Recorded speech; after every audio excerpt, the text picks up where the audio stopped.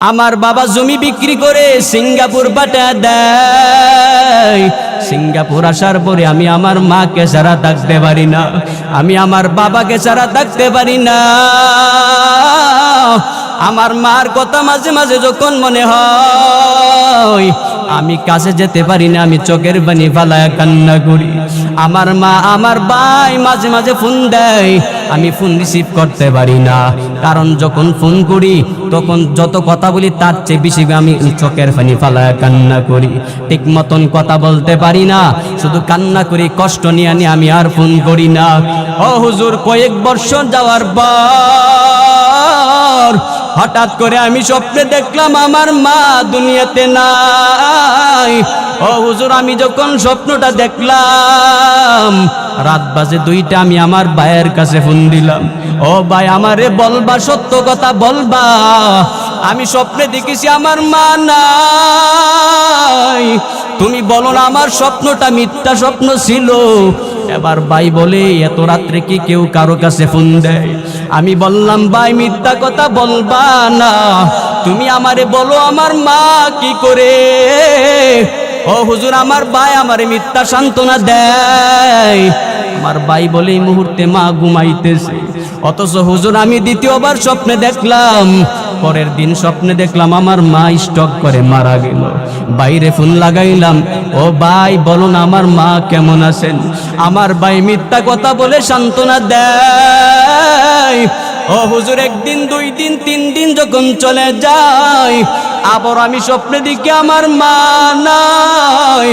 আমার মার কথা যখন স্মরণ হয়ে যায়, আমি আমার বাইরে ফোন করলাম, ভাই আবারও মিথ্যা বলে সান্ত্বনা দেয়।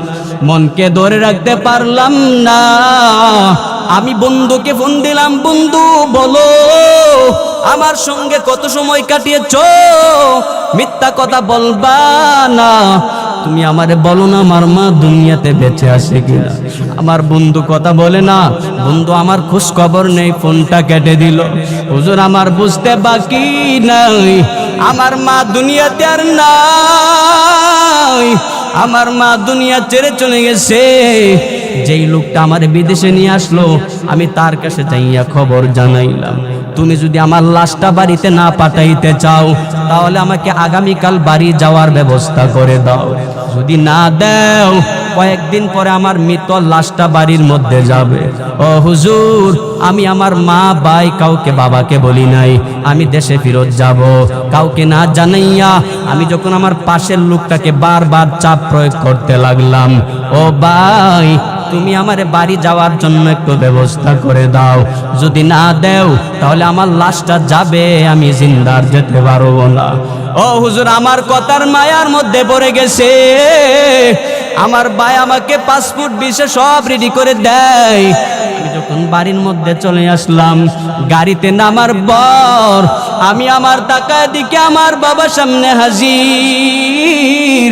বাবাকে ডেকে বললাম, রে বাবা তুমি সামনে হাজির, আমার মা কই, আমার বড় ভাই কই, আমার মা কোথায়, আমাকে একটু সামনে নিয়ে আসো। ও হুজুর, বাবা চোখের পানি ফালা দেয়। ভাইটা যখন সামনে আসে, আমার ভাইও চোখের পানি ফালা কান্না করে। আমার ভাই সান্ত্বনা দিতে পারে না, আমাকে দেখে অবাক হয়ে যায়। আমি বুঝতে পারলাম আমার মা কেন আসে না, ওই দুর্ঘটনা ঘটে গেল। ও হুজুর, আমি তাদেরকে বললাম, বড় ভাইয়ের জন্য একটা সুন্দর মোবাইল নিয়ে আসলাম, বাবার জন্য কিছু নিয়ে আসলাম, আমার মার জন্য একটা গোল্ডেন গলার হার নিয়ে আসলাম। ও হুজুর, আমি আমার বাবাকে বললাম, রে বাবা এই হারটা আপনি আমার মার গলার মধ্যে পরা দেন, আমি মাকে কোনোদিন স্বর্ণে পিনতে দেখি নাই, আপনি আমার বাবা আমার মার গলার মধ্যে স্বর্ণের হারটা পরায়া দিবেন। ও হুজুর, আমার বাবা চোখের পানি ফালায় কান্না করে, বাবা কিছুই বলতে পারে নাই। ভাইয়ের দিকে তাকায় দেখি ভাই নিচে তাকায় আছে, সান্ত্বনা দিতে পারে না। আমি হাউমাউ করে যখন কান্না শুরু করলাম, এলাকার মানুষ হাজির, সবাই আমাকে সান্ত্বনা দেয়, সবাই বলে দুনিয়াতে আসার সিরিয়াল আছে, যাওয়ার কোনো সিরিয়াল নাই। হুজুর মনটাকে মানাইতে পারলাম না। সবাই যখন বলে আসার সিরিয়াল আছে, যাওয়ার কোনো সিরিয়াল নাই, ও হুজুর বলেন না, মার জন্য বাবার জন্যই তো সিঙ্গাপুর গেলাম, এবার আমার মাটা দুনিয়াতে নাই, আমার ভাইটা কেন বলে নাই, আমার বাবা কেন আমাকে এই খবরটা জানাই নাই। আমি নিজের মনটাকে আর সান্ত্বনা দিতে পারলাম না। এবার রাগ করে 2 দিন পরে আমি ঢাকায় চলে আসলাম। ও হুজুর, এখনো পর্যন্ত আমার বাবার সঙ্গে আর কোনো যোগাযোগ নাই, আমার ভাইয়ের সঙ্গে যোগাযোগ নাই। আমি বাবারে বললাম, টাকার জন্য পয়সার জন্য আমার মার মৃত্যুর খবরটাও দিলা না, আমি কি বিদেশ থেকে চলে আসলে টাকা পাবে না? কেন তোমরা আমারে জানাও না, কেন তোমরা আমারে বলো না, আমার মার খবরটা কেন দেও নাই? আল্লাহর ওই বান্দা বলে, হুজুর রাত্রের বেলা আমি মার কবরের মধ্যে চলে গেলাম কবর খনন করার জন্য। আমার বন্ধু পিছন থেকে আমারে ধরে ধরে বলেন, আজকে 10 দিন হয়ে গেল, এখন মার কবর করলে কিছুই পাবি না, মার চেহারাটার দেখা যাবে না। ও হুজুর, আমার বন্ধুর কথা শোনার পর আমি আর কবর খনন করলাম না। এই যে বাহিরে চলে আসলাম, এখনো পর্যন্ত 14 বছর হয়ে গেল আমি বাবার সঙ্গে দেখা করি নাই, ভাইয়ের সঙ্গেও দেখা করি নাই। ও হুজুর বলেন না, আমার গুনাহ হবে কিনা? আমি বললাম, যাওয়ার আসার সিরিয়াল আছে, যাওয়ার তো আসলেই কোনো সিরিয়াল নাই। আপনার মাকে আল্লাহ পছন্দ করছেন, নিয়ে গেছেন, আপনি দেশে থাকলেও তো ধরে রাখতে পারতেন না। এর জন্য আপনি বাবার সঙ্গে রাগ করলে হবে না, ভাইয়ের সঙ্গেও রাগ করলে হবে না। আল্লাহর ওই বান্দাটাকে বুঝাইতে লাগলাম, আল্লাহর বান্দা কিছুই বুঝতে চাই নাই। একটাই আওয়াজ দিয়া দেয়া বলে, হুজুর আমারে যদি একটা বার বলতো আমার মা দুনিয়াতে আর নাই, আমি চোখের পানি পালায় মার জন্য কান্না করতাম। আমারে কেন বলে নাই, মার জন্য দোয়া করি নাই? আমি বয়ানে শুনছি, মার জন্য সন্তান চোখের পানি ফেলায়া দোয়া করলে সন্তানের দোয়া খালি ফিরায়া দেয় না। আবার সন্তানের জন্য মা বাবা যখন দোয়া করে, ওই মা বাবার দোয়াও আল্লাহ খালি হাতে ফিরায়া দেয় না। হুজুর মনে বড় কষ্ট, এই কষ্ট নিয়ে আজকে আমি ঢাকার শহরে থাকি, এখনো পর্যন্ত বিবাহ করি নাই, আর বিবাহ করব কিনা তাও জানা নাই। এমন পাগল আমাদের সমাজে আছে না নাই? ووصينا الإنسان بوالديه حملته أمه وهنا على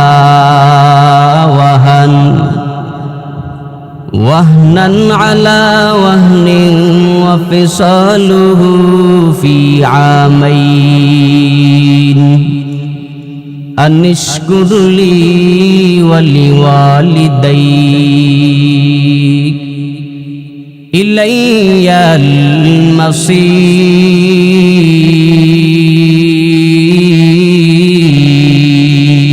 المصير. وقال النبي صلى الله عليه وآله وسلم رضا الرب في رضا الوالدين وسخط الرب في سخط الوالدين أو كما قال النبي عليه الصلاة والسلام. صدق الله مولانا العظيم وصدق رسوله النبي الكريم ونحن على ذلك من الشاهدين والشاكرين والذاكرين والحمد لله رب العالمين.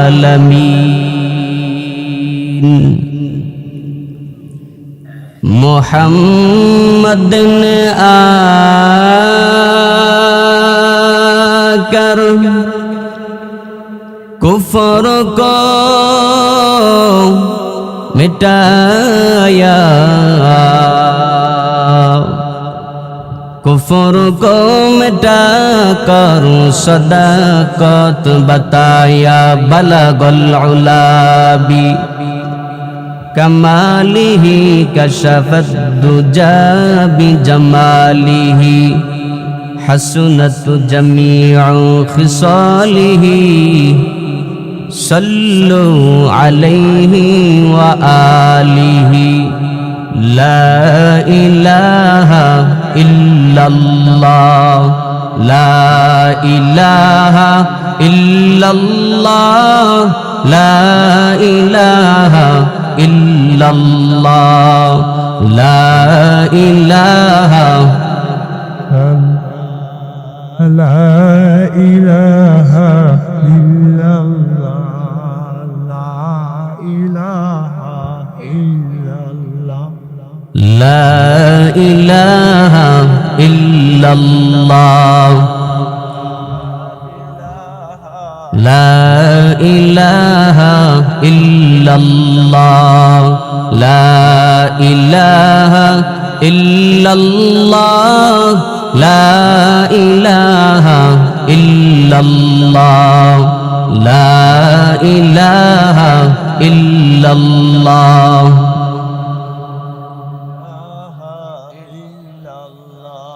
ला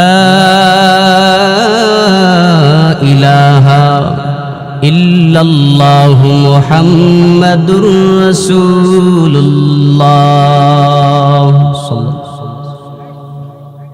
तो दिल में तो आता है समझ में नहीं आता, तो दिल में तो आता है समझ में नहीं आता। बस जान लिए मैं तेरे पहचान वही है,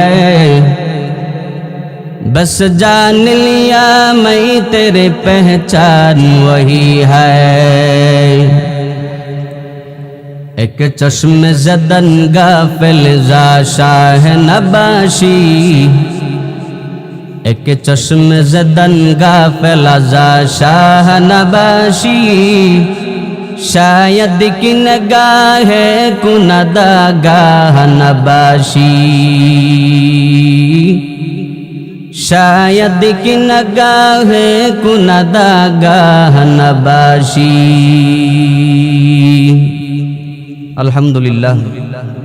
नहायत काबिल एहतराम शिवपुर खातूने জান্নাত ফাতেমা রাদিয়াল্লাহু তাআলা আনহা মহিলা মাদ্রাসা কর্তৃক আয়োজিত দ্বিতীয় বার্ষিক ওয়াজ দোয়ার মাহফিলের উপস্থিত মুহতারাম সম্মানিত সভাপতি, প্রধান অতিথি, বিশেষ অতিথিবৃন্দ, মুআজ্জাজ মুকাররম জাতির মাতার মুকুট ওয়ারাসাতুল আম্বিয়া হযরত উলামায়ে কেরাম, দূর দূরান্ত থেকে আগত আল্লাহ পাকের আশিকিন, যাকিরিন, শাকিরিন, মুহিব্বিন, মুরব্বিয়ান, আওয়াম, মহান রবের দরবারে সর্বপ্রথম শুকরিয়া জ্ঞাপন করছি যে মহান মালিক ফিতনা ফাসাদের সময়ে দুনিয়াবি সমস্ত প্রকার ফিতনা ফাসাদ থেকে মুক্ত রেখে জান্নাতের বাগান, বেহেশতের বাগানে সকলকে একত্রিত হওয়ার তৌফিক দান করেছেন।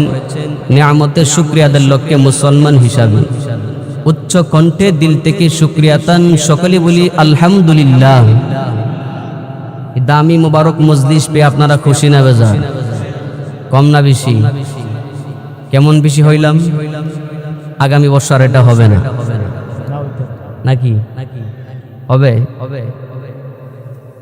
আলহামদুলিল্লাহ যথেষ্ট পরিমাণ আর্থিকভাবে সহযোগিতা করেছেন। আমি আশাবাদী আপনারা যতদিন দুনিয়াতে বেঁচে থাকবেন এই মাদ্রাসার সাথে সম্পৃক্ত থাকবেন ইনশাআল্লাহ। এই যে মাদ্রাসাটা কার বাগান, তাহলে এটার সাথে সম্পৃক্ত থাকতে পারলে লাভ আছে না নাই? দুনিয়াতে বড় মানুষের সাথে যদি সম্পর্ক থাকে আলাদা একটা ভাব থাকে। আমি ওই এলাকার এমপি সাহেবের সাথে মোটামুটি একটা কালেকশন ভালো, এতে একটু ফকর করে অহংকার করে বলে আমার কিন্তু ওনার সাথে অনেক প্রকারের সম্পর্ক আছে। তার মানে কি বোঝাইতে চায়? মানে তার ভাব অন্যরকম, সে দুনিয়াতে তার মতো একটু সম্মানী। যেই মানুষটা দুনিয়াবি লাইনে সম্মানিত মানুষটার সাথে সম্পর্ক লাগাইলে যেমন নিজেকে দামি মনে করে, আল্লাহ তাআলার সাথে কালেকশন লাগানোর জন্য যে মাধ্যম মসজিদ মাদ্রাসা, এইগুলার সাথে যদি সম্পৃক্ত হতে পারেন, এর থেকে আপনাদের মনটা খুশি হয় না? খুশি হয় কিনা বলে? এজন্য মাদ্রাসার সাথে সম্পৃক্ত থাকবেন তো ইনশাআল্লাহ। অল্প সময় কিছু কথা বলার নিয়তে আয়াতে কারিমা থেকে ছোট্ট একখানা আয়াতে কারিমা তেলাওয়াত করেছি। রাসূলুল্লাহ সাল্লাল্লাহু আলাইহি ওয়াসাল্লামের একখানা হাদিস পাঠ করেছি। আয়াত ও হাদিসকে সামনে রেখে কিছু কথা বলার ইরাদা করেছি। ওমা তৌফিক ইল্লা বিল্লাহ। বলনেওয়ালা শ্রবণ করনেওয়ালা সবাইকে আমলের নিয়তে বলা ও শ্রবণ করার তৌফিক দান করুক, সকলে বলি আমিন। শুরুতে আল্লাহ তাআলা ইনসানদেরকে ওসিয়ত করে বলেন, ওয়াসাইনাল ইনসানা বিওয়ালিদাইন। হে দুনিয়ার ইনসানেরা শুনে নাও। ইনসান বলতে কি গরু গাদা? কে? আল্লাহ ইনসানদেরকে বলেন, মানুষদেরকে বলেন, তোমাদেরকে আমি আল্লাহ ওসিয়ত করে জানায়া দিলাম, তোমাদের যাদের মা বাবা আছে, মা বাবার সঙ্গে ভালো ব্যবহার করো। ওসিয়ত করলেন কে? ওয়াসাইনাল ইনসানা বিওয়ালিদাইহি হামালাতুহু উম্মুহু ওয়াহনান আলা ওয়াহান। আল্লাহ তাআলা জানায় দেয়, হে দুনিয়ার ইনসানের দলেরা শুনে নেও, আমি আল্লাহ তাআলা তোমাদেরকে ওসিয়ত করে করে জানায় দিলাম, তোমাদের যাদের মা বাবা আছে ওই মা বাবার সঙ্গে ভালো ব্যবহার করবা। কেন করবা? এক নম্বর কারণ হলো আমি আল্লাহ ওসিয়ত করলাম। ওসিয়ত করলেন কে? আল্লাহর ওসিয়তের দাম আছে না নাই? আল্লাহ বলেন, আমি আল্লাহ ওসিয়ত করে জানায় দিলাম, মা বাবার সঙ্গে সন্তান ভালো ব্যবহার করবা। কারণ হলো আমি আল্লাহ ওসিয়ত করলাম। দুই নম্বর কারণ আল্লাহ আয়াতে কারিমার মাধ্যমে জানায় দিলেন, হামালাতুহু উম্মুহু ওয়াহনান আলা ওয়াহান। আল্লাহ বলেন, তোমার মা তোমাকে গর্ভের মধ্যে নিয়ে যেই পরিমাণে কষ্ট করলেন, আসমানের নিচে জমিনের উপরে এই পরিমাণ কষ্ট মানুষের জন্য মানুষ করে না। এক নম্বরে আমি আল্লাহ ওসিয়ত করলাম, এজন্য মা বাবার খেদমত করা লাগবে। দুই নম্বর কারণ, তোমার মা তোমাকে গর্ভের মধ্যে নিয়ে যেই পরিমাণ কষ্ট করলেন, দুনিয়ার অন্য কোন মানুষ কুশ্চিন কালো করে না। এই কথাগুলো আল্লাহ স্মরণ করায় করায় বারবার জানায় দিলেন, হে ইনসানেরা শুনে নেও, তোমাদের যাদের মা বাবা দুনিয়াতে বেঁচে আছে ওই মা বাবার সঙ্গে ভালো ব্যবহার করবা, মা বাবার খেদমত করে করে চলবা। যাদের মা বাবা আছে, তোমার জন্য দুনিয়াতে বড় একটা মিশিং এখনো দুনিয়াতে আছে, ওই মিশিংটার কাছে যা চাইবা, চাইতে দেরি হবে, আল্লাহ দিতে দেরি করবে না। মদিনাওয়ালা নবী জানাতে উম্মতের দল, রিদর রব্বি ফি রিদল ওয়ালিদাইন ওয়া সাখতুর রব্বি ফি সাখতিল ওয়ালিদাইন। যেই ছেলেটার উপরে মা বাবা খুশি হয়ে যাবে, ওই সন্তানের উপরে আল্লাহ খুশি হয়ে যাবে। আল্লাহ যদি খুশি হয়ে যায়, দোয়া করতে দেরি হবে। মা যদি একটু দোয়া করে দেয়, আয় আল্লাহ আমার সন্তানটাকে নেককার সন্তান বানায়া দাও। দয়ার মালিক, আয় আল্লাহ ঘর থেকে বের হইয়া সন্তানটা ব্যবসার জন্য সারাদিন দৌড়াদৌড়ি করে, ও আল্লাহ গাড়ির অ্যাক্সিডেন্ট থেকে তুমি তারে বাঁচায়া দিও, আসমানি মুসিবত থেকে বাঁচায়া দিও, জমিনের মুসিবত থেকে আমার সন্তানটাকে বাঁচায়া রাখবা। আল্লাহর কাছে যদি মা এই দোয়াটা করে দেয়, তাহলে হেফাজত করবে কে? মা দোয়া কবুল, বাবা দোয়া করলে বাবার দোয়া কবুল। মদিনাওয়ালা নবী জানায় উম্মত, ওই মা বাবার যাদের বেঁচে আছে, মা বাবার কাছ থেকে দোয়া নিয়ে চলো। কেন চলবা বান্দা জানুনি? মদিনাওয়ালা নবী বলেন, সালাসু দাওয়াতিন মুস্তাজাবা লা শাক্কা ফিহি, দাওয়াতুল মাজলুম, দাওয়াতুল মুসাফির, দাওয়াতুল ওয়ালিদি আলা ওয়ালিদাইন। মদিনাওয়ালা নবী বলেন, তিন ব্যক্তি দোয়া করলে আল্লাহ কবুল করে নেই। ওই তিন ব্যক্তির মধ্যে দাওয়াতুল মাজলুম, মাজলুম ব্যক্তি দোয়া করলে আল্লাহ পাক কবুল করে নেই, মাজলুম বদদোয়া করলে কবুল করে নেই। মাজলুম কাকে বলে? যার উপরে নির্যাতন করা হয়, নির্যাতনের পাল্টা জবাব দেয় না, পাল্টা আক্রমণ করে না, শুধু নির্যাতন সহ্য করে যায়, তার পাশে দাঁড়ানোর মতন কেউ নাই। ওই আল্লাহর বান্দা জুলুমের শিকার হয়ে নিজের জীবনটাকে কলুষিত বানায় ফেললো, ওই আল্লাহর বান্দাটাকে বলা হয় মাজলুম। ওই মাজলুম ব্যক্তি যেই জবান দিয়া যেই বাক্যটা উচ্চারণ করবে, আল্লাহ নবী বলেন আল্লাহ বান্দাটার দোয়া ফিরা দিবে না। দাওয়াতুল মাজলুম দাওয়াতুল মুসাফির, মুসাফির ব্যক্তির দোয়া আল্লাহ কবুল করে নেয়।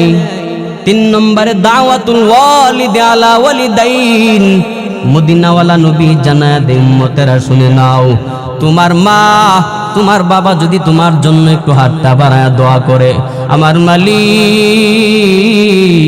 ওই তোমার মা বাবার দোয়া খালি হাতে ফিরা দিতে পারে না। এই ঘোষণা কার? আল্লাহ নবী। আল্লাহ নবী রাসূল নিজে বলেন যে তোমার মা হাত বাড়ায় দোয়া করলে এই দোয়া খালি হাতে ফিরায় দেয় না। আল্লাহ এবং তার রাসূলের কথা বিশ্বাস হয় কি হয় না? কত পারছেন? পারছেন নাই? যা বলে সব বিশ্বাস করি, কোনো পারছেন না, বিন্দু পরিমাণে কোনো সন্দেহের অবকাশ নাই। রাসূল বলেন যদিও সন্দেহ করেন লা শাক্কা ফিহি, এই যে কথাটা বললাম রাসূল বলেন তোমার মা দোয়া করলে কবুল, এর মধ্যে বিন্দু পরিমাণে কোনো কি নাই, সন্দেহ নাই। এজন্য আল্লাহ তাআলা স্মরণ করায়া দিয়া বার স্মরণ করায়া দিলেন, এ সন্তানেরা মা বাবার সঙ্গে ভালো ব্যবহার করবা। কেন করবা? বলে আমি আল্লাহ ওসিয়ত করলাম এজন্য করবা। 2 নম্বর কারণ হলো হামালাতুহু উম্মুহু ওয়াহনান আলা ওয়াহান, তোমার মা গর্ভের মধ্যে নিয়া কি পরিমাণে কষ্ট করলেন তুমি মারে যাইয়া জিগাইলে বলতে পারবো। আবার যদি তোমার মাঝে মাঝে বিবির দিকে তাকায়া দেখো, তাহলে দেখবা তোমার বিবির গর্ভের মধ্যে যখন সন্তানটা চলে আসে, ঠিক মতন ঘুমাইতে পারে না, ঠিক মতন খাইতে পারে না, ঠিক মতন কাজকর্ম করতে পারে না। আল্লাহর ওই গোলাম বলে, ও বিবি কি হয়ে গেল, সকালের খাবার কেন খাও না? কি হয়ে গেল তুমি সকালের খাবার খাও না? আল্লাহর ওই বান্দি ডেকে বলে, স্বামী আমার কেন খাই না আপনি কি জানেন না? খাবারের প্লেটটা নিয়ে যখন বসে যাই, এমন সময় আমার পেটের মধ্যে নাড়াচাড়া শুরু হয়ে যায়, আমি আর খাইতে পারি না। তখন আমি খাবারের প্লেটটাকে রেখে দরওয়াজার সামনে দাঁড়ায়া চোখের পানি ফালায়া ফিনায়া ফিনায়া কান্না করে। শাশুড়ি মা জিজ্ঞাসা করে, বৌমা কেন তুমি চোখের পানি ফালায়া কান্না করো? এবার বৌমা কিছুই বলতে চাই না। শাশুড়ি মা বলে, তুমি কি কোনো কথার মাধ্যমে কষ্ট পাইলা নাকি? নাকি আমার ছেলেটা তোমারে প্রহার করেছে? নাকি আমার ছেলের কথার মাধ্যমে কষ্ট পেয়েছো? আল্লাহর ওই বান্দি কিছুই বলতে চায় না, শুধু চোখের পানি ফালায়া ফালায়া কান্না করে। এবার শাশুড়ি মা বলে, হে বৌমা বলা লাগবে না, কারণ আজকে তুমি যেই পথের যাত্রী, আমি মাও একদিন ওই পথের যাত্রী ছিলাম। আমি মা একদিন ওই পথের যাত্রী ছিলাম। কিভাবে? ওই যে ছেলেটার মাধ্যমে বিবাহ করায় পুত্রবধূ বানাইছি, এই ছেলেটা যখন আমার পেটের মধ্যে ছিল, আমি মা ঠিক মতন খাবার খাইতে পারি নাই, আমি মা ঠিক মতন ঘুমাইতে পারি নাই। খাবার রান্না করে যখন সবার সামনে প্লেটটা দিয়া দিলাম, সকলে সুন্দর করে করে খাবার খেয়ে নিল, কিন্তু আমি খাবার খাবো, আমার পেটের সন্তানটা ধাম ধাম করে যখন লাথি মারে, আমি মা ঠিক মতন খাবারও খাইতে পারলাম না। আমি যখন ঘুমাইতে যাই, ঠিক আমার সন্তানটা পেটের মধ্যে যখন নাড়াচাড়া করে, আমার স্বামী পাশের সিটে ঘুমায়, আমি ঠিক মতন ঘুমাইতে পারি নাই। আমার স্বামী বলে, ও বিবি আমার কেন তুমি ঘুমাও না, কেন তুমি বসে আছো, এত রাত হয়ে গেল। এবার বিবি কিছু বলতে পারে না, কারণ স্বামীও জানে পেটের মধ্যে যে সন্তান, দিন যত যায় সন্তান তত পরিমাণে বড় হয়, সন্তান যত বড় হয় মার কষ্ট তত পরিমাণে বেড়ে যায়। আল্লাহর ওই বান্দি ঠিক মতন পেটের মধ্যে সন্তান নিয়ে খাবার খাইতে পারে না, ঠিক মতন ঘুমাইতে পারে না। শুধু তাই না, যখন প্রসব ব্যথা শুরু হয়ে যায়, ওই মা 10 মাস গর্ভে ধারণ করার পর সন্তানটা যখন দুনিয়াতে আসবে, ওই মা হাউমাউ করে কান্না করে, আর স্বামী বেচারাকে বলে, ও স্বামী আমার, ফল কাটার ছুরি আমার হাতের মধ্যে ধরায়া দাও, আমি আমার নিজের গলা কেটে ফেলবো, আমি আমার নিজের জীবনটাকে এই মুহূর্তে শেষ করে দিতে চাই। কি পরিমাণে প্রসব ব্যথার যন্ত্রণা আমি বিবি আর সহ্য করতে পারি না। ও স্বামী আমার, ভুল ত্রুটি হয়ে থাকলে ক্ষমা করে দাও। এবার শাশুড়ির মার কাছে যাইয়া ক্ষমা চাই, শ্বশুরের কাছে ক্ষমা চাই, আপনারা আমাকে ক্ষমা করে দেন। আমি মনে হয় আর বেশিক্ষণ বাঁচবো না, কারণ আমার যেই পরিমাণে ব্যথা শুরু হয়েছে আমি মনে হয় আর বাঁচবো না। আল্লাহর ওই বান্দি সন্তানটাকে প্রসব করার জন্য বালতি ভরা তাজা তাজা রক্ত জমিনের মধ্যে ঢেলে দেয়। তোমার আমার মা এই পরিমাণ কষ্ট করে করে সন্তানটাকে দুনিয়াতে নিয়ে আসলেন। আল্লাহ তাআলা এই কথাগুলা বারবার স্মরণ করায়া জানায়া দেয়, হে ইনসানেরা শুনে নেও, তোমরা যাদের মা বাবা পেয়েছো ওই মা বাবার সঙ্গে ভালো ব্যবহার করবা।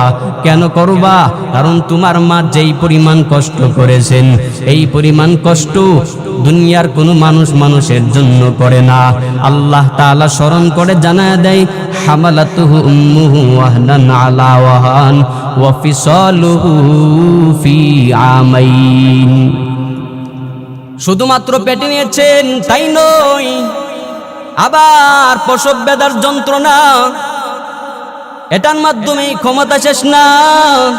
আল্লাহ তাআলা বলেন, ওয়া ফিসালুহু ফি আমাইন, তোমার মা 2টা বৎসর তোমাকে দুগ্ধ পান করাইলেন। দুগ্ধ পান করানোর কষ্ট আছে না নাই? নাই? কম না বেশি? 2টা বৎসর দুগ্ধ পান করায় মা কষ্ট করলেন। শুধু তাই নয়, আবার তোমাকে বড় করার জন্য মা কি পরিমাণে কষ্ট করলেন। ঠিক মতন ঘুমাইতে পারে না, ঠিক মতন খাইতে পারে না, ঠিক মতন কাজকর্ম করতে পারে না। আমার ছেলেটা কোথায় চলে গেল, আমার ছেলেটা কোথায় আসে কোথায় যায়, একটু নজর রাখে মা, ঘুমাইতে পারে না। একটু যদিও চোখ লাগে সন্তানটা কোথায়, মা ঠিক মতন ঘুমাইতে পারে না। আল্লাহ তাআলা এই কথাগুলো স্মরণ করায় জানায়া দিলেন, তোমাদের মা বাবার সঙ্গে ভালো ব্যবহার করবা। কেন করবা? আমি আল্লাহ ওসিয়ত করলাম এজন্য করবা। 2 নম্বরে, তোমার মা তোমার নিয়ে অনেক কষ্ট সহ্য করেছেন এজন্য করবা। আল্লাহ তাআলার কথাগুলো মানার দরকার আছে না নাই? মদিনাওয়ালা নবী জানায়া দেয়, যেই ব্যক্তি মা বাবার মনে কষ্ট দিবে, সেজন্য আল্লাহ তাআলাকে কষ্ট দেয়। যেই ব্যক্তি মা বাবাকে সন্তুষ্ট করে দুনিয়াতে চলতে পারবে, সেই ব্যক্তি যেন আল্লাহ তাআলাকে সন্তুষ্ট করে চললো। এই জন্য আজকে থেকে মা বাবাকে কষ্ট দেওয়া যাবে না। যাবে? মার মনে কষ্ট দেওয়া যাবে না। মা যে কি পরিমাণে দামি সম্পদ, ওই মা যদি হাতটা বাড়ায় দোয়া করেন, মার দোয়া 100 কবুল হয়ে যায়। ওই যে কাবার ইমাম আব্দুর রহমান সুদাইসের নাম শুনছেন? আল্লাহর ওই বান্দা 40 বছর পর্যন্ত কাবার ইমাম হয়ে গেল, এখনো পর্যন্ত তাকে কেউ সরাইতে পারে নাই। সাংবাদিকরা যাইয়া যখন জিজ্ঞাসা করলেন, ও আব্দুর রহমান, তুমি কেমনে কাবার ইমাম হয়ে গেলা? এবার আব্দুর রহমান সুদাইস হাফিজাহুল্লাহ তাআলা বলেন, আমি কেমনে হইলাম জানুনি? এই কাবার ইমাম হওয়ার জন্য আমার বিন্দু পরিমাণে কোনো ইলম নাই, আমার ইলম নাই, কোনো যোগ্যতা নাই। একদিন আমার মা 8 বছর বয়সে বাইতুল্লাহ নিয়ে আসলেন। বাইতুল্লাহ যখন হাজির, আমার মা মাথা ফেরেক সাইডে রেখে আমাকে মা তাওয়াফ করতে লাগলেন। আমি বাইতুল্লাহর দিকে তাকায় দেখি কত সুন্দর বাইতুল্লাহর গিলাফ। আমি ওই বাইতুল্লাহর গিলাফ ধরার জন্য কাবার পাশে চলে গেলাম। ওই কাবার গিলাফ ধরে ধরে কেমন জানি চোখ দিয়া পানি বের হয়ে গেল। ওই দিকে আমার মা আমাকে যেখানে রাখলো সেখানে আমার মা যখন আমাকে পাই নাই, মা পেরেশান হয়ে গেলেন। আমার সন্তান আব্দুর রহমান কোথায়? আমার সন্তানকে কে জানি নিয়ে গেছে। অনেকক্ষণ কান্নাকাটি করার পর আমি আব্দুর রহমান ছোট, ওই জন্য বের হতে পারি না। মাকে ঘন্টা খানিক পরে যখন মার সামনে দাঁড়ায় গেলাম, আমার মা আমাকে দেখে চোখে মুখে চুমুকাইতে লাগলেন আর বলেন, সন্তান আমাকে রেখে তুমি কোথায় চলে গেলা? এবার কাবার ইমাম বলে, ও মা, ওই যে বাইতুল্লাহর গিলাফটা কত সুন্দর দেখলানি। এই কাবার গিলাফের মতন কোন গিলাফ আমি দুনিয়াতে দেখি নাই, আমি কুশৃঙ্খলও কোথাও দেখতে পাই নাই। এত সুন্দর গিলাফ, ও মা তুমি একটু দোয়া করে দাও, আল্লাহ যেন ওটার খাদেম বানায় দেয়। ওই কাবার ইমাম হওয়ার জন্য মার কাছে তখন দোয়া চাইলেন। এবার আব্দুর রহমানের মা হাতটা বাড়ায় রবের দরবারে জানায়া দিলেন, ও দয়াল মালিক, আয় আল্লাহ, আমার সন্তান আব্দুর রহমানকে কাবার খাদেম বানায়া দাও। ওই যে মা 8 বছর বয়সে দোয়া করলেন, এই দোয়ার বদলতে এখনো কাবার ইমামতি চালায়া যায়। ঠিক মদিনাওয়ালা নবী জানায়া দিলেন, দোয়া করলে যেমন কবুল হয়, বদদোয়া করলো ঠিক তেমন কবুল হয়ে যায়। বলে কেমনে বুঝবা? মদিনাওয়ালা নবী মুসলিম শরীফে হাদিসের মধ্যে নিয়ে আসলেন, জুরাইজ নামক আল্লাহর এক বান্দা, ওই মা জুরাইজের দরওয়াজার সামনে দাঁড়ায় টক টক করে নাড়লেন, ও সন্তান, আমি মা তোমার দরওয়াজার বাইরে দাঁড়ায় তোমাকে ডাকলাম, হে সন্তান দরওয়াজা খুলে দাও। আমি তোমার মা তোমার সঙ্গে কথা বলার জন্য চলে আসলাম। কিন্তু জুরাইজ ছিলেন নামাজরত অবস্থায়, এই জন্য মা ডাকে সাড়া দিতে পারে নাই। আল্লাহর ওই বান্দি আবার কিছুক্ষণ পরে যখন এসে ডাক দিলেন, এ সন্তান দরওয়াজা খুলে দাও। জুরাইজ দরওয়াজা খুলতে পারলো না। কেন পারলো না? নামাজে থাকার কারণে খুলতে পারে নাই। আল্লাহর বান্দি চলে যায়। তৃতীয়বার আসে, আবার কিছুক্ষণ পরে আবার ডাকলেন, হে সন্তান দরওয়াজা খুলো। ওই জুরাইজ নামাজে থাকার কারণে খুলতে পারে নাই। মা আবার চোখের পানি ফালায়া রবের দরবারে বলে, ও দয়াল মালিক, আয় আল্লাহ, আমার সন্তানকে ডাকলাম, আমি মার ডাকে সন্তানটা সাড়া দেই না। ও আল্লাহ, এই সন্তানটাকে বেশ্যা নারীর চেহারা না দেখায় মৃত্যু দিবা না। মা এই কথাটা বলতে দেরি হয়ে গেল, আল্লাহর দরবারে কবুল হইতে দেরি হয় না। কয়েক মাস যাওয়ার পরে এক বেশ্যা নারী জুরাইজের সামনে এসে দাঁড়ায় গেলেন, হে জুরাইজ, তোমার সন্তানটা আমার পেটের মধ্যে বড় হতে লাগলেন। বলে কেমনে হইল? তোমার সঙ্গে তো আমি কোনোদিন রাত্র কাটাই নাই, তোমার কাছেও তো আমি কোনোদিন যাই নাই, তোমারকে আমি কোনোদিন কুশৃঙ্খল এই শহরের মধ্যে দেখি নাই, তাহলে আমার বাচ্চা তোমার পেটে কেমনে চলে গেল? আল্লাহর ওই বান্দি বলে, না না, এটা তোমার সন্তান। গ্রামের মানুষ সবাই জেনে গেছে জুরাইজের সন্তান ওই মহিলার পেটে হাজির। এবার সবাই কেঁপে গেল, সকলেই মিলে জুরাইজের খামরাটাকে ভেঙে দিলেন, জুরাইজের উপরে আক্রমণ শুরু করলেন। এবার সবাই যখন আক্রমণ করে, জুরাইজ আল্লাহর বান্দাটা জানায়া দিলেন, তোমরা কেন মারো? কেন আমার ঘর বাড়ি ভেঙে দিলে? আমার একটু জানায়া দাও। এলাকাবাসী বলে, তোমার এতদিন পীর সাহেব মনে করতাম, এতদিন পর্যন্ত তোমারে বুজুর্গ মনে করতাম, তোমারে আল্লাহর ওলি মনে করতাম, কিন্তু তোমার মতো বড় শয়তান এই শহরের মধ্যে নাই। এবার জুরাইজ বলে, কি হয়েছে বলো? এলাকাবাসী জানায়া দিল, ওই মহিলার গর্ভে তোমার সন্তান। জুরাইজ বলে, রবের কসম, এই মহিলার পেটে আমার সন্তান হতেই পারে না। তাহলে মহিলা কি মিথ্যা বলল নাকি? বলে, হা হা, মহিলা তো মিথ্যা বলেছেন। বলে, কেমনে প্রমাণ করবা? আল্লাহর বান্দা জুরাইজ বলেন, আমাকে সময় দাও, এই সন্তানটা যখন দুনিয়ার মধ্যে চলে আসবে, এই দুধের বাচ্চাটাকে আমি আমার সামনে হাজির করবা। দুধের বাচ্চা কথা বলতে পারিনি, পারে? জুরাইজ বলেন বাচ্চাটাকে নিয়ে আসবা। আমি বলবো তোমার বাবাকে প্রশ্ন করার সাথে সাথে বান্দা জবাব দেবে। সকলে বলল ঠিক আছে, এতদিন যাকে ওলি বলে মানলাম চিনলাম, একটু সময় দেওয়া দরকার। সকলে মিলে একটু সুযোগ দিলেন। বাচ্চা যখন দুনিয়াতে আসবে, দুধের বাচ্চাটা নিয়ে জুরাইজের সামনে হাজির হওয়া যাবে। ঠিক তাই করলেন। কয়েকদিন পরে জুরাইজের সামনে যখন এসে দাঁড়ায় গেলেন, জুরাইজ আল্লাহর ওলি ডেকে বলে, রে সন্তান,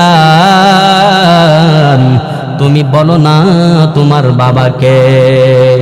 দুধের বাচ্চা, কেউ বলেছেন 7 দিন, কেউ বলেছেন 10 দিন।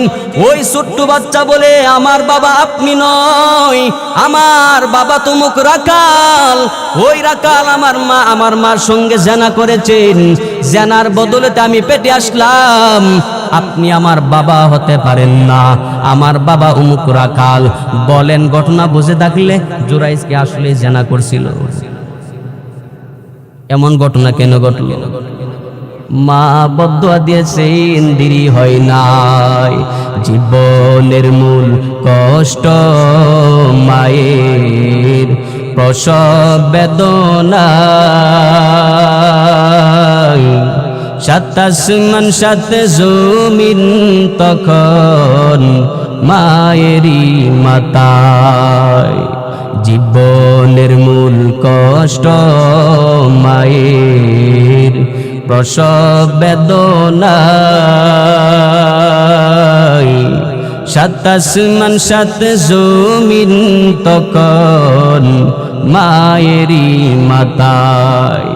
এমন মাকে কেমনে আজি, এমন মাকে কেমনে আজি যাব আমি ভুলিয়া। ও আমার প্রাণের মা, মা ঘুমা, কোথায় গেলে মুরে চারিয়া। জনম দুঃখী ইয়াতিমামি, চাই না কেহ ফিরিয়া। আমি যখন ছিলাম আমার মায়েরই উদরে, চলা ফিরা করতেন যে মাই কত কষ্ট করে। আমার সুন্দর মুখ দেখে মায়ে, আমার সুন্দর মুখ দেখে মায়ে, বেতা যাই যে হাসায়া। ও আমার প্রাণের মা, মা ঘুমা, কোথায় গেলে মুর চারিয়া। জনম দুঃখী ইয়াতিমামি, চাই না কেহ ফিরিয়া। মার জন্য যে সন্তান চোখের পানি ফালায় কাঁদে, ওই সন্তানের ভিতরে মার মহাব্বত কম না বেশি? ঢাকা যখন আমি আশুলিয়ার মধ্যে জুমা পড়াইতাম, এক আল্লাহর বান্দা 36 বছর বয়স, আসরের নামাজ পড়ে আমার মসজিদের সামনে এসে দাঁড়ায় গেলেন। ও হুজুর আমার, আপনি মসজিদে নামাজ পড়ান, গত জুমায় মার বয়ান করেছিলেন। আমি শুনে চোখের পানি ধরে রাখতে পারলাম না। হুজুর গো, আমার একটা জীবন কাহিনী আছে, আপনি শুনবেননি? আমি বললাম বলেন, অসুবিধা নাই। বলে এই সময়ের মধ্যে শেষ করতে পারবো না। আমি বললাম এশার নামাজ পড়ে আপনি আসবেন, লম্বা সময় পাওয়া যাবে। আল্লাহর ওই বান্দা এশার নামাজ পড়ে হাজির। এবার আল্লাহর বান্দা যুবক সন্তানটা ডেকে বলে, ও হুজুর, আপনি যখন জুমার বয়ান করেন, আমি আমার চোখের পানি ধরে রাখতে পারলাম না। একটা কথা আমার মনে হয়ে গেল, আজকে থেকে 14 বছর আগে আমার বাবা আমার কষ্ট করে করে আমাদেরকে বড় করলেন। আমার বাবা ঠিক মতন 3 বেলা খাবার খাইতে পারত না। আমার একটা বড় ভাই ছিল, ওই ভাই মাঝে মাঝে রিস্কা নিয়ে নিয়ে আমাদেরকে খাবারের ব্যবস্থা করত। আমার মা খাইতে পারে না, আমার বাবা খাইতে পারে নাই, আমি তখন চোখের পানি ফালায় ফালায় কান্না করতাম।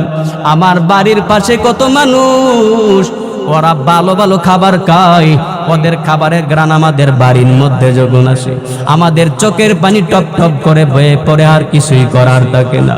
ও হুজুর, একদিন আমার বাবা বলে, সন্তান তুমি বিদেশে যাবে, আমাদের জমি বিক্রি করে তোমাকে বিদেশের জমিনে পাঠাবো, বিদেশ যাওয়ার পরে তুমি টাকা রোজগার করবো, আবার জমি কিনে নিব, জমি বিক্রি করে করে তোমাকে বিদেশের জমিনে পাঠাবো।